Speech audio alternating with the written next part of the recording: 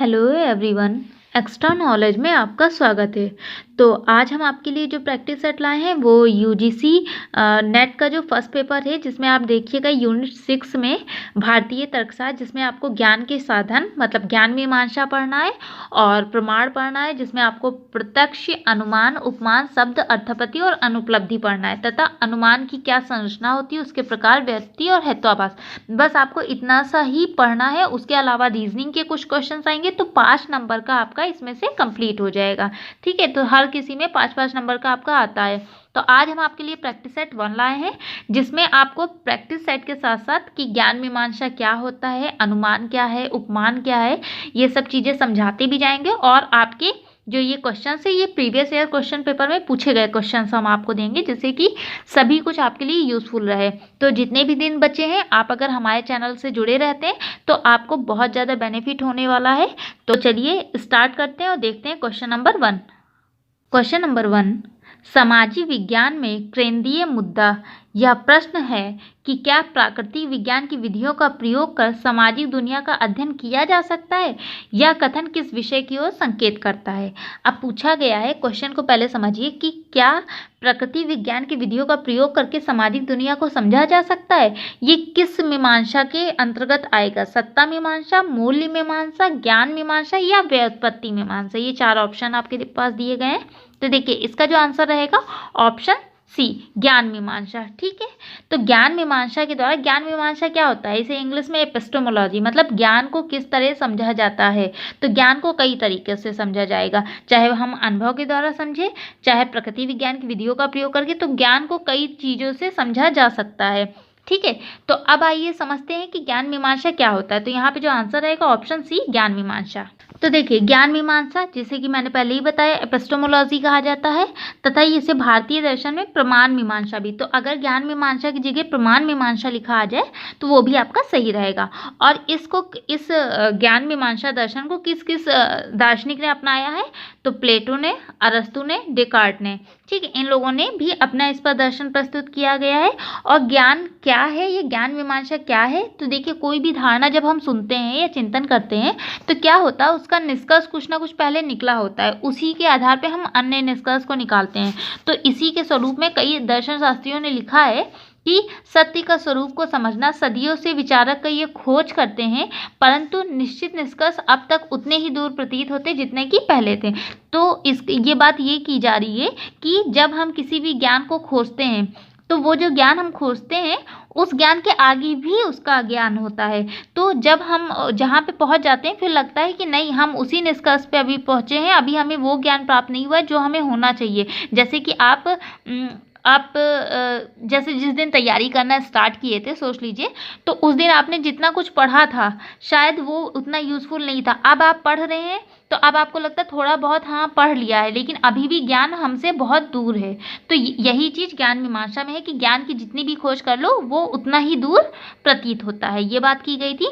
ज्ञान मीमांसा की 2 धाराएं होती हैं, एक होता है अनुभववाद और दूसरा होता है बुद्धिवाद। ठीक है, अब जानते हैं अनुभववाद को किन दार्शनिकों ने अपनाया और बुद्धिवाद को किन दार्शनिकों ने अपनाया। इस चीज़ को जानते हैं क्योंकि ये पूछा जा सकता है कि अनुभववाद और मैचिंग में आ सकता है, दार्शनिकों के नाम आ सकते हैं, तो इस चीज़ को भी जानना जरूरी है। तो अनुभववाद को जिन भी दार्शनिकों ने अपनाया उसमें देखिए आएंगे जॉन लॉक, डेविड ह्यूम और जॉर्ज बर्कली। ये अनुभववादी दार्शनिक थे। अब अनुभववादी क्या, ज्ञान मीमांसा क्या होता है, तो अनुभववादी दार्शनिक जो थे ये कहते थे अनुभव के द्वारा, जैसे हम किसी चीज़ को हाथ से छू के, आंखों से देख के, अपने महसूस करके जिन चीज़ों को हम ज्ञान का स्वरूप देते हैं वो अनुभववादी दार्शनिक थे, जिसमें जॉन लॉक, डेविड ह्यूम और जॉर्ज बर्कली प्रमुख थे। वहीं तर्कवादी बुद्धिवाद, मतलब ये पहले से किसी ज्ञान को तर्क का रूप दे करके उसको और ज़्यादा उसके निष्कर्ष पे पहुँचना, जिसमें डेकार्ट थे, स्पिनोजा थे और गॉटफ्रीड लेबनिज, ये जो थे ये तर्कवादी बुद्धिवाद थे। तो डेकार्ट जो थे इन्होंने बताया कि जब हम कभी प्रश्न करते हैं उसकी असफलता का क्या कारण होता है। कारण ये होता है कि हम पहले की कल्पनाओं को लेकर चलते हैं, जबकि इन्होंने कहा है कि दर्शन शास्त्र को गणित की निश्चितता तभी प्राप्त हो सकती है, मतलब जो दर्शन शास्त्र है वो गणित के बराबर, मतलब गणित में कितनी भी बार अगर एक बार सॉल्व हो गया, जो आंसर आ गया उसको कितनी बार भी सॉल्व करे वही आंसर आएगा। ठीक है, तो उसी तरह दर्शन को गणित के बराबर तभी कहा जा सकता है जब हम उसे प्रमाणित कर ले, बिना प्रमाणित किए किसी भी चीज को ना माने। ये कौन मानते हैं? डेकार्ट मानते हैं, जो कि तर्क बुद्धिवादी हैं। ठीक है, तो इन्होंने तर्क के आधार पर कहा है कि हम दर्शन शास्त्र को तभी गणित मान सकते हैं जब हम उसको तर्क के आधार पर प्रमाणित ना कर दें, उसके अस्तित्व को सिद्ध ना कर दें, तभी हम किसी चीज को ज्ञान मानेंगे कि वो ज्ञान सत्य है, वरना हम नहीं मानेंगे। ये मानना था डेकार्ट का। वहीं जॉन लॉक का अगर बात करें तो इन्होंने बताया है, एक नया मार्ग चुना है, और इन्होंने कहा है कि सदियों से सत्य के विषय में विवाद रहा है, कि सत्य क्या है उसके विषय में विवाद रहा है। पहले तो ये जानना आवश्यक है कि हमारे ज्ञान की पहुंच कहाँ तक की है, और उस ज्ञान के आधार पर हम कैसे और किस ज्ञान को प्राप्त कर सकते हैं, जिसमें यूरोपीय महाद्वीप के जो दार्शनिक थे वो दर्शन शास्त्र को गणित का प्रतिरूप देना चाहते थे। ये जॉन लॉक कहते हैं। जॉन लॉक ने अपनी पुस्तक मानव बुद्धि पर निबंध, ये इनकी बहुत ही महत्वपूर्ण पुस्तक है, इसको याद रखिएगा। मानव बुद्धि पर निबंध ये किसकी है? जॉन लॉक की पुस्तक है। इसमें इनकी ये जो पुस्तक है ये अनुभववाद की मूलधारा समझा जाता है, जो कि जॉन लॉक अनुभववाद से संबंधित है। तो इन्होंने अनुभव के आधार पे कि किस तरह अनुभव के आधार पर ज्ञान को प्राप्त किया जा सकता है, उसके आधार पर एक पुस्तक लिखी, मानव बुद्धि पर निबंध। ठीक है, तो इसको याद रखिएगा। वहीं जॉर्ज बर्कली ने भी एक पुस्तक लिखी है जिसमें जॉन लॉक की आलोचना की है, ये है मानव ज्ञान के नियम। और उसके अलावा डेविड ह्यूम, जो कि ये भी अनुभववादी थे, इन्होंने मानव प्रकृति नाम से एक पुस्तक लिखी है जिसमें अपने विचार व्यक्त किए हैं। ठीक है, तो इन सब चीज़ों को याद रखिएगा। आई होप आपको समझ में आया होगा। देखिए, वीडियोस थोड़ा लंबा हो सकता है, लेकिन इसको अगर समझेंगे तो आप कई सारे क्वेश्चंस को कर सकेंगे। तो एक दो वीडियो में हम आपको ज़्यादा से ज़्यादा समझाएंगे, फिर बाद में सारे प्रैक्टिस सेट ही प्रोवाइड करेंगे। आइए बढ़ते हैं नेक्स्ट क्वेश्चन की तरफ। देखिए, यहाँ पे मिलान करना है कि कौन सा मिलान किससे संबंधित है। पहला दिया गया सत्य मीमांसा आइडियोग्राफी, दूसरा दिया गया ज्ञान मीमांसा वास्तविकतावाद, तीसरा दिया गया प्रणाली विज्ञान सर्वेक्षण, या चौथा दिया गया प्रणाली सकारात्मकतावाद। तो इसका कौन सा मिलान सही रहेगा? तो देखिए, पहले तो बात कर लेते हैं, जो कि हमने बताया था कि दार्शनिक जो दर्शन शास्त्र की जो विधियाँ थी वो दो प्रकार की थी। एक तत्व मीमांसा था और दूसरा ज्ञान मीमांसा था। तत्व मीमांसा के अंतर्गत ही सत्ता मीमांसा भी आता है। ठीक है, इस चीज़ को ध्यान रखिएगा। तो देखिए, सत्ता मीमांसा जो रहेगा वो आपका संबंधित रहेगा वास्तविकता से। ठीक है, वास्तविकतावाद से। सत्ता मीमांसा जो रहेगा, ओंटोलॉजी जो रहेगा, ये वस्तु या इसे वास्तविकता या सत्ता मीमांसा भी कहते हैं। ठीक, ज्ञान मीमांसा जो संबंधित रहेगा आपका, ये सकारात्मकतावाद। अभी क्योंकि ज्ञान मतलब सत्य, सत्य को कब जानेंगे? जब हम पॉजिटिव चीज़ों को लेके चलेंगे। ठीक है, प्रणाली विज्ञान आइडियोग्राफी, और प्रणाली क्या है? सर्वेक्षण, मतलब सर्वे करना, वो प्रणाली मानी जाएगी। तो इस हिसाब से आपका जो आंसर रहेगा ऑप्शन डी सही रहेगा। ठीक है, अब आइए समझ लेते हैं ज्ञान मीमांसा, जो कि समझ ही चुके। ज्ञान ज्ञाता और ज्ञ के संबंध को ज्ञान मीमांसा कहते हैं। और अब आइए जानते हैं सत्ता मीमांसा। सत्ता मीमांसा किसका रूप है? तत्व मीमांसा के अंतर्गत आता है। तो पहले हम तत्व मीमांसा को जानेंगे, फिर सत्ता मीमांसा को जानेंगे। देखिए, तत्व मीमांसा जो कि दर्शन शास्त्र की एक शाखा है, ये ब्रह्मांड के परम तत्व ईश्वर की खोज करते हुए उसके परम स्वरूप की विवेचना करता है कि ईश्वर क्या है, कहाँ है, इसका जन्म मरण पुनर्जन्म, इन सब चीज़ों पर अध्ययन करना ही तत्व मीमांसा का प्रमुख कार्य होता है। ठीक है, इस चीज़ की बात की गई है। और तत्व मीमांसा जो है ये दो प्रकार का होता है। एक ब्रह्मांड विद्या जिसे कॉस्मोलॉजी बोलते हैं, दूसरा ऑन्टोलॉजी सत्ता मीमांसा। ठीक है, सत्ता मीमांसा जिसको हमने अभी बताया था वास्तविकता, इसे वस्तु मीमांसा और इंग्लिश में ऑन्टोलॉजी बोलते हैं। ये अस्तित्व या वास्तविकता का दार्शनिक अध्ययन होता है। और तत्व मीमांसा के प्रमुख प्रश्न ये होते हैं कि ज्ञान के अतिरिक्त ज्ञाता और ज्ञ का भी अस्तित्व है, कि ज्ञान तो है ही है लेकिन ज्ञाता और ज्ञ का भी अस्तित्व उसी तरह होता है जैसे ज्ञान का होता है। तो इन सब चीज़ों का बात किस में की जाती है? ये तत्व मीमांसा में बात की जाती है। नंबर 3, निम्नलिखित में से कौन सा आवश्यक चरण नहीं है जब आप युक्ति की भारतीय शास्त्रीय परंपरा के अनुसार दूसरों के समक्ष अनुमान आधारित युक्ति प्रस्तुत करते हैं? तो यहाँ पे जो आंसर रहेगा ऑप्शन बी, उपमान। ठीक है, तो उपमान जो है जब आप युक्ति की भारतीय सांस्कृतिक परंपरा के अनुसार दूसरों के समक्ष अनुमान आधारित युक्ति प्रस्तुत करते हैं, तो यहाँ पे जो आंसर रहेगा ऑप्शन बी, उपमान रहेगा। अब आइए जानते हैं उपमान क्या होता है। देखिए, दर्शन में भी किसी भी अज्ञात वस्तु को किसी ज्ञात वस्तु की समानता के आधार पर किसी नाम से जानना क्या कहलाता है? उपमान कहलाता है। जैसे कि अगर आपने नील गाय के बारे में पता है कि गाय जैसी होती है, तो अगर कभी आप जंगल में जाते हैं और गाय जैसा कोई पशु देखते हैं तो आप समझ जाएंगे ये कौन क्या है? नील गाय है। तो किसी अज्ञात वस्तु के बारे में हमें क्या है? उसकी समानता के आधार पे पता है वो कि अगर कोई गाय जैसी और कोई चीज़ दिखती है वो क्या होगी? नील गाय होगी। तो ये क्या है? ये इसे बोला जाता है उपमान बोला जाएगा। ठीक है।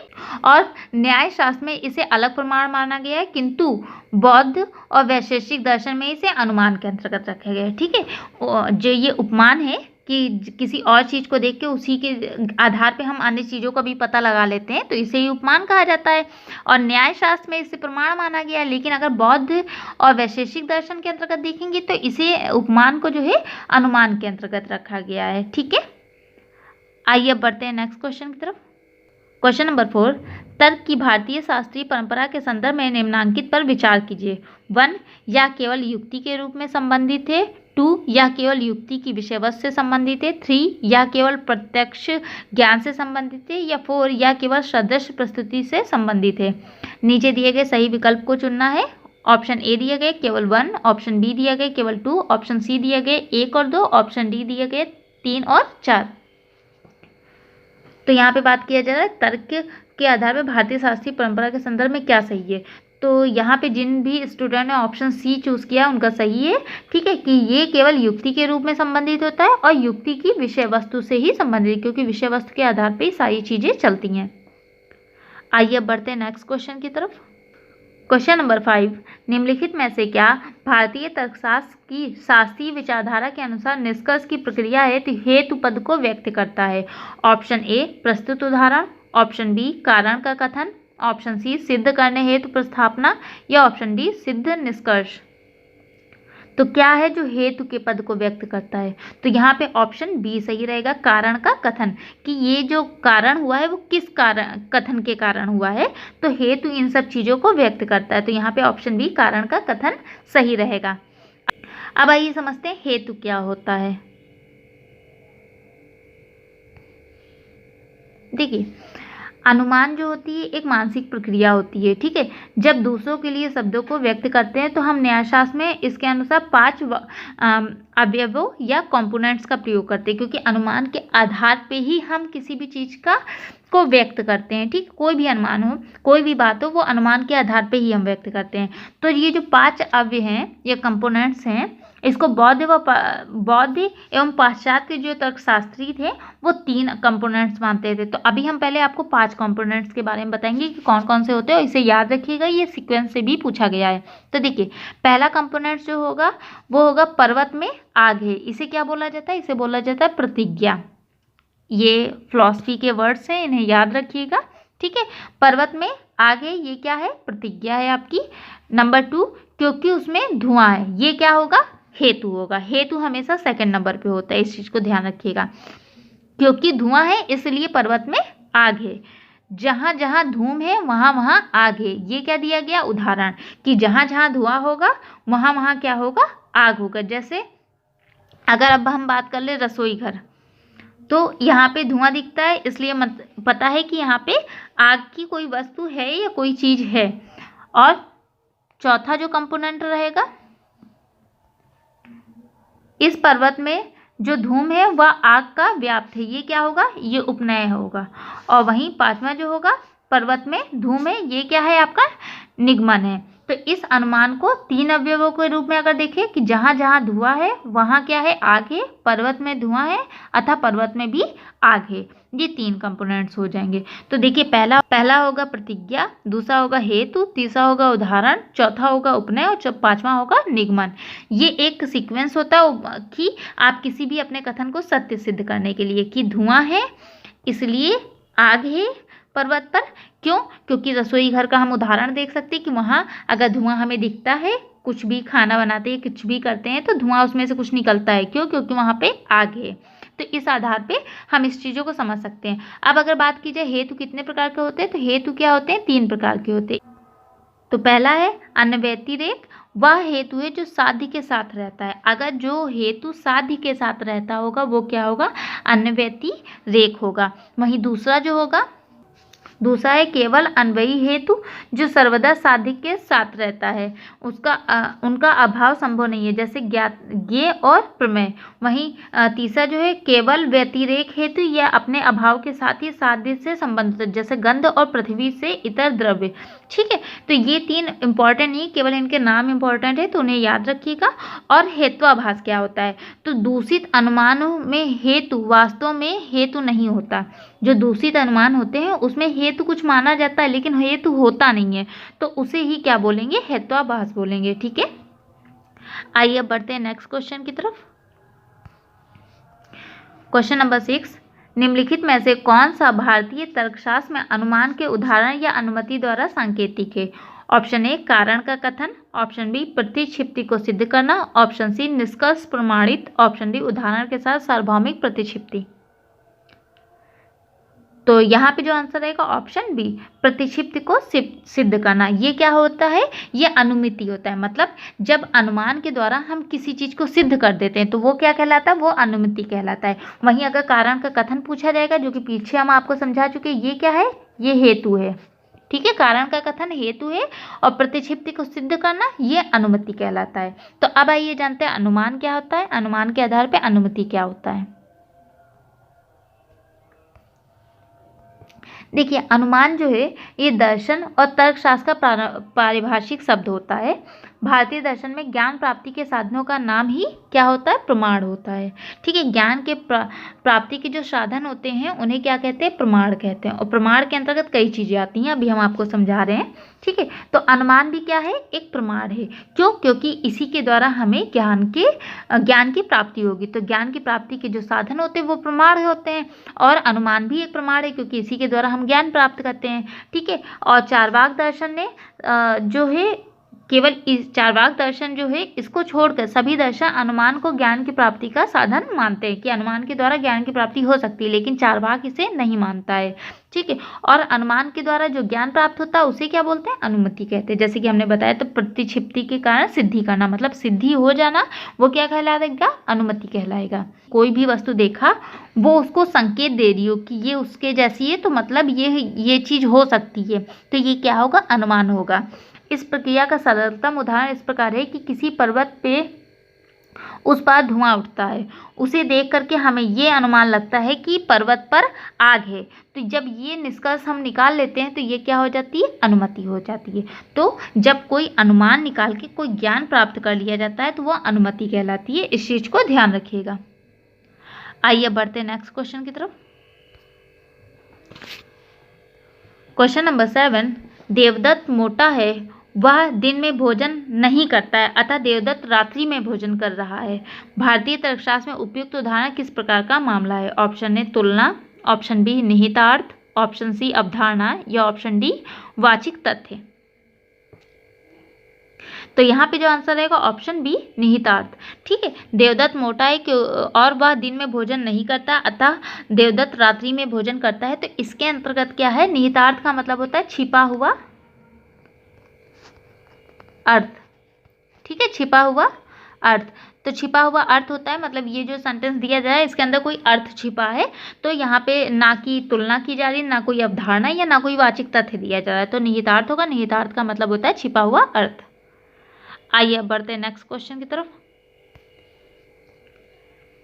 क्वेश्चन नंबर 8, शास्त्रीय भारतीय तर्कशास्त्र की विचारधारा के अनुसार अनुमान में निहित सोपान अनुक्रम को दर्शन वाला निम्नलिखित में से कौन सा अनुक्रम है? अब हमने आपको अभी उस समय समझाया भी था कि इस अनुक्रम को याद रखिए क्योंकि ये पूछा गया है। देखिए वो चीज़ आ भी गई। ऑप्शन ए दिया गया है उपनयन प्रतिज्ञा हेतु उदाहरण निगमन, ऑप्शन बी दी गया प्रतिज्ञा हेतु उपनयन उदाहरण निगमन, ऑप्शन सी दी गया प्रतिज्ञा उपनयन हेतु उदाहरण निगमन, या ऑप्शन डी दिया गया प्रतिज्ञा हेतु उदाहरण उपनयन और निगमन। तो कौन सा अनुक्रम सही है? जिस सोपान के अनुसार हम हर चीज़ों को, जैसे प्रतिज्ञा मैंने बताया था पर्वत पर आग है, और उसके बाद क्या बताया था? हेतु। ये ऑप्शन डी सही रहेगा। प्रतिज्ञा, प्रतिज्ञा के बाद हेतु आया था, हेतु के बाद उदाहरण आया था, उदाहरण के बाद उपनयन आया था, उपनयन के बाद निगमन आया था। जैसे पर्वत पर आग है, क्यों? क्योंकि वहाँ हेतु हमने देखा, मतलब वहाँ से धुआं उठ रहा था। उदाहरण के रूप में हमने क्या दिया कि जहाँ आग होती है वहाँ धुआं होता है, जैसे कि रसोई घर का उदाहरण दिया था। तो इस तरह से इसे ध्यान रखिएगा, प्रतिज्ञा हेतु उदाहरण उपनयन और निगमन। ये सीक्वेंस होता है। आइए अब बढ़ते हैं नेक्स्ट क्वेश्चन की तरफ। क्वेश्चन नंबर 9, भारतीय शास्त्रीय तर्कशास्त्र की परंपरा के अनुसार अनुमान के संदर्भ में निम्नलिखित में से कौन सा सही नहीं है? ऑप्शन ए, लिंग साधन मध्य पद है। ऑप्शन बी, पक्ष एक गौड़ पद है। ऑप्शन सी, साध्य एक प्रमुख पद है। या ऑप्शन डी, हेतु एक गौड़ पद है। तो यहाँ पे जो सही नहीं है तो ऑप्शन डी, हेतु एक गौड़ पद है, ये सही नहीं है, जबकि हेतु इसमें प्रमुख होता है। क्यों? क्योंकि हेतु के आधार पे ही हम अनुमान लगाते हैं कि ये चीज़ सही हो सकती है। हेतु क्या होता है? क्योंकि वहाँ धुआं उठ रहा है पर्वत पे, इसीलिए आग है, और हमने हेतु के आधार पे ही तो अनुमान लगाया, क्योंकि धुआं उठ रहा है इसलिए पर्वत पर आग है। तो हेतु जो होता है इसमें प्रमुख पद होता है, ना कि गौड़ पद होता है। ठीक है, याद रखिएगा। आइए अब बढ़ते हैं नेक्स्ट क्वेश्चन की तरफ। नीचे दिए गए उदाहरण पर विचार कीजिए। अब जमीन पर कोई घट जार नहीं है। नीचे दिए गए विकल्प में से सही उत्तर चुनकर उदाहरण के अंतर्गत ज्ञान या प्रमाण के साधन की पहचान कीजिए कि ये क्या है। जो लिखा है वर्ड कि अब जमीन पर कोई भी घट या जार नहीं है, ये क्या है? ऑप्शन ए, अनुपलब्धि। ऑप्शन बी, अर्थापत्ति। ऑप्शन सी, प्रत्यक्ष। या ऑप्शन डी, अनुमान। तो देखिए, ये जो उदाहरण दिया गया है ये है अनुपलब्धि। ठीक है, अब अनुपलब्धि क्या होता है? अर्थापत्ति, प्रत्यक्ष या अनुमान। अनुमान हम आपको पीछे बता चुके हैं कि किसी भी चीज़ का अनुमान लगा के कोई ज्ञान प्राप्त करना, और जब ज्ञान प्राप्त कर लेते हैं तो उसे क्या कहते हैं? अनुमति बोलते हैं। ठीक है, अब आइए जानते हैं अनुपलब्धि क्या होता है। तो देखिए, भारतीय दर्शन में प्रमाण उसे कहते हैं जो सत्य ज्ञान को प्राप्त करने में सहायता करता है। मतलब ज्ञान प्राप्ति के जो साधन होते हैं वो क्या कहे जाते हैं? वो प्रमाण कहे जाते हैं। ठीक, इस चीज़ को आपने तो जान ही लिया। प्रमाण न्याय का प्रमुख विषय होता है। ठीक है, किसी भी चीज़ को हम जानने के लिए प्रमाण को बहुत महत्वपूर्ण मानते हैं। और प्रमा नाम है यथार्थ ज्ञान का। जो ज्ञान प्राप्त होता है उसे क्या बोलते हैं? उसे बोलते हैं प्रमा। ठीक, जो ज्ञान प्राप्त हुआ उसे क्या बोला? प्रमा। और जिसके द्वारा प्राप्त हुआ उसे क्या बोला? प्रमाण बोला। ठीक है, तो प्रमाण जो होते हैं वो 5 प्रकार के होते हैं: प्रत्यक्ष, अनुमान, शब्द, उपमान और अर्थपत्ति। ये 5 होते हैं। और गौतम ने 4 प्रकार के प्रमाण की बात किया है: प्रत्यक्ष, अनुमान, उपमान और शब्द। इतने प्रकार का। अब हम यहाँ पे केवल अभी जानेंगे अनुपलब्धि को। ठीक है, अनुपलब्धि को जानते हैं। दर्शन में अनुपलब्धि को क्या बोलते हैं? अभाव प्रमाण भी बोलते हैं। ठीक है, और इसे किसने अपनाया? तो कुमारिल भट्ट संप्रदाय ने इसे एक प्रमाण माना है। किसके अंतर्गत? पूर्व मीमांसा में माना है। अभाव प्रमाण मतलब होता है जो प्रत्यक्ष प्रमाण के प्रमाण द्वारा किसी भी चीज़ का ज्ञान नहीं हो पाएगा। जब हमारे जो प्रमाण पीछे दिए गए थे, अभी हमने आपको 5 प्रकार के जो प्रमाण बताए हैं, उनके द्वारा जब हम किसी भी ज्ञान को प्राप्त नहीं करते हैं तो वो किसके अंतर्गत होगा? वो अभाव प्रमाण या अनुपलब्धि के अंतर्गत होगा। जैसे कि अभी पीछे घट या जार उपस्थित नहीं है मतलब वो क्या है? अनुपलब्धि है, कि इसका कोई भी प्रत्यक्ष प्रमाण नहीं है। बस इतना सा जानिए। अनुपलब्धि जिसे अभाव प्रमाण कहते हैं, जब लिख के आ जाए कि कोई ऐसी चीज़ नहीं है तो वो क्या होगा? अभाव प्रमाण या अनुपलब्धि होगा। बाकी मैंने लिख दिया, इसे आप समझ भी लीजिएगा। आई होप आपको वीडियो पसंद आया होगा। प्लीज़ चैनल को सब्सक्राइब करें एंड शेयर करें। And thank you for watching my channel.